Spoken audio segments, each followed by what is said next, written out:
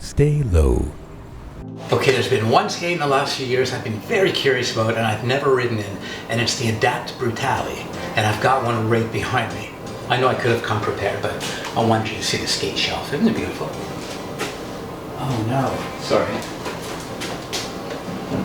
I mean, isn't it beautiful?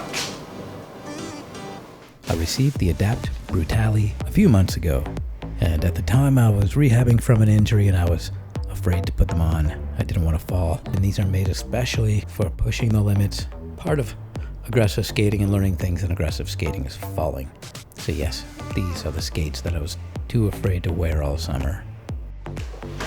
So you know I like it because it's already on my top shelf, but this is the Brutale. Plenty of room for grinding here, which I'm not using in the first while. A nice little gap here where the H-block is, and the usual Adapt brand elegance. So what am I going to be doing with aggressive skates? Well, not much initially. I'm going to be using these as street skates, getting myself used to them, understanding these skates and their limitations. The big thing is how much can I power stop, and how much do I have to be careful with my carves. This is my first attempt at a power stop and aggressive skates on the street.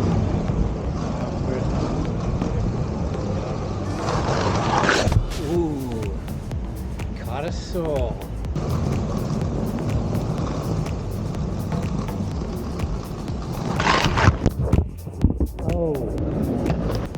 Oh shit.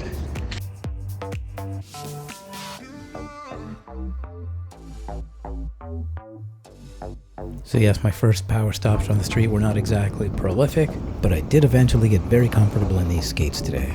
And the power stops eventually came along in their own way.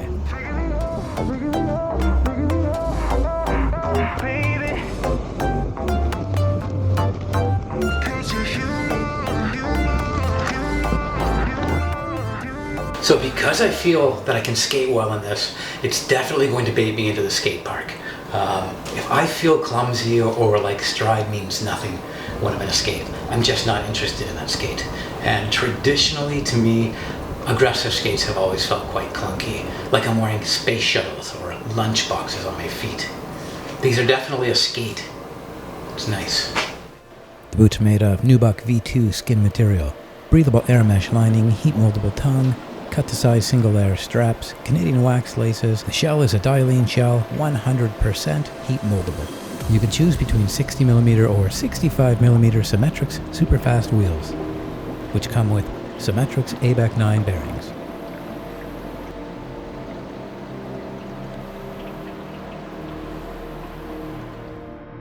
So my favorite training ground for new equipment is the Sky Dome. They do feel very agile for an aggressive skate. So yes, just feeling it out here. Didn't exactly push the aggressive side in this small experiment.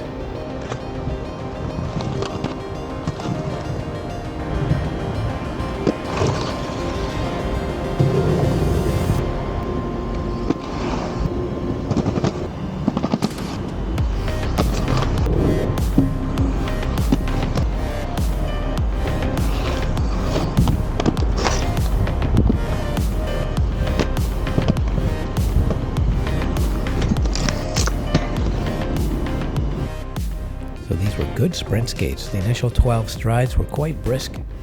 Mid-sprint was a little bit weaker than in a taller frame. I didn't get the leverage, but I'm used to.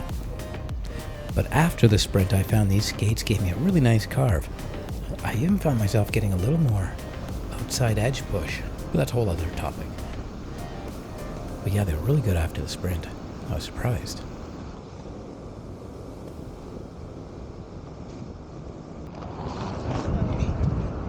So the second day, I wore all my padding, and that's because I was planning to be more adventurous. The first day, I was a little trepidatious, and I think that was the right thing, as far as being a new equipment, keeping myself kind of low-key. So yes, all this padding is from Pro Skater's Place, everything from the knee pads, elbow pads, hip pads that you can't quite see, and the helmet. And I do use this padding today, so thank you very much, Pro Skater's Place. The link to Pro Skater's Place is in the description below. They've also got all sorts of winter sporting goods, skis galore, and so much more.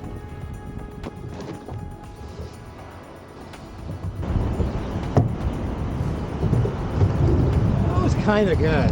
I'm not at all mad that I wore pads. Well,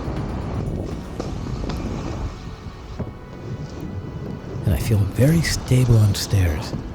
Though it does feel like I'm getting a little more resistance from the edges, which means I have to go a little faster into them.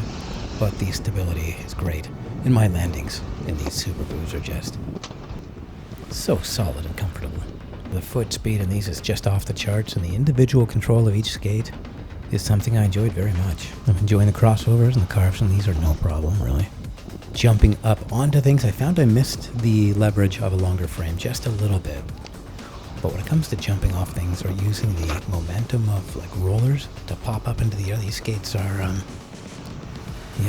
the shorter frame just keeps things a little simpler and tighter. Yeah, that could have been bad. And apparently that's the depth of carve that I have to be careful to avoid.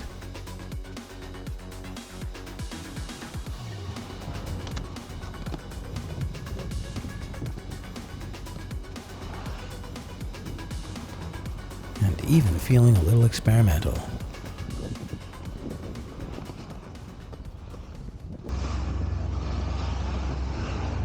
So it's a good thing if the aggressive skates bait you into other things. I did divert here to explore some places I haven't been.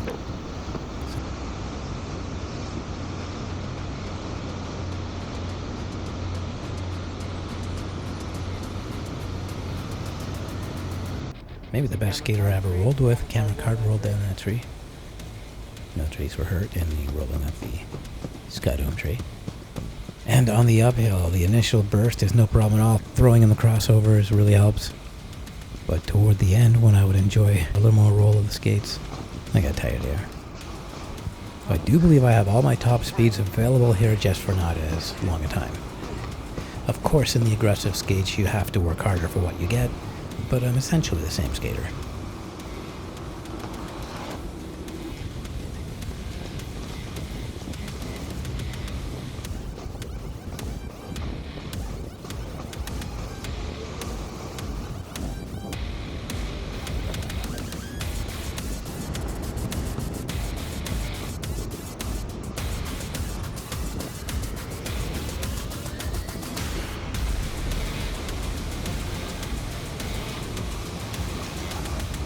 The drag stop. This is dedicated to all those downhillers who keep telling me I need to do slaloms down city corridors to slow down. I hope you can smell that burning urethane. That's your close-up. I'll burn my wheels before I burn my skin. Funny that way.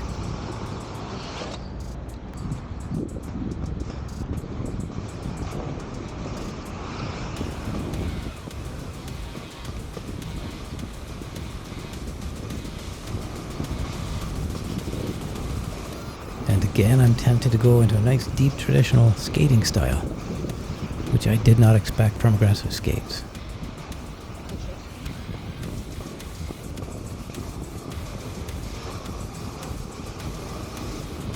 On the backward flow, I proved fallible.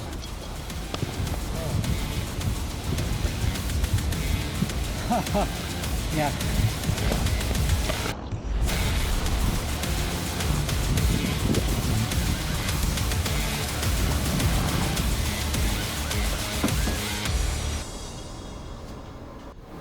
What a beautiful addition to my collection. Kind of like you would be if you hit the subscribe button. That's really cheesy. But yes, I do want more subscribers. Hit that subscribe button, hit the notification bell, hit the like, and start a conversation below. I don't know, it can be about how much I suck. I don't know, I don't care. Stay low.